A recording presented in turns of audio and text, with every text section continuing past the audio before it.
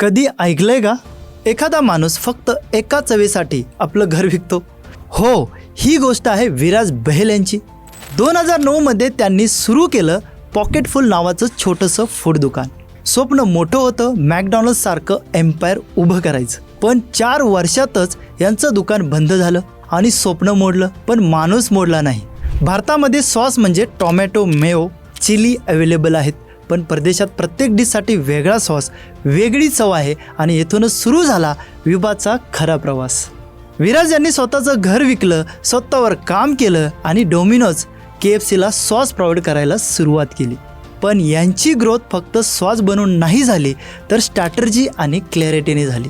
विराजने Domino's आणि KFCला एकदम 20 sauce न देता फक्त 12 सॉस दिले. का? कारण डीलरला असं वाटावं ह्या कंपनीचे सॉस तर लगेच विकले जाते, म्हणजे सॉसची डिमांड जास्त आहे.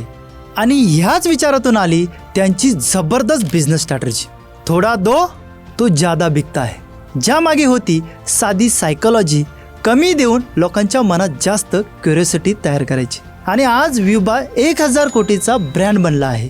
सोबतच विराज बहेल ओळखले जातात इंडिया सॉस किंग म्हणून, कारण त्यांनी फक्त सॉस विकले नाही, तर आधी स्वतःला समजून घेतलं. म्हणूनच केस स्टडीनुसार विवा आणि विराजची झोडियाक कंपॅटिबिलिटी 99% आहे. म्हणूनच यांना नेमकं काय समजलं की फक्त स्ट्रॅटर्जी असून चालत नाही, डायरेक्शन पण लागते. आणि जी डायरेक्शन मिळते एसबेट रिपोर्टमुळे.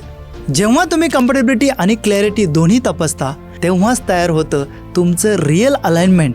कारण फक्त आयडिया नाही, अलाइनमेंट पण लागतो. आणि जर तुम्हालाही तुमचं अलाइनमेंट करायचं असेल तर ह्या पेजला लगेच फॉलो करून ठेवा, जेणेकरून तुम्हाला अशाच नवीन आयडियाज मिळत राहतील.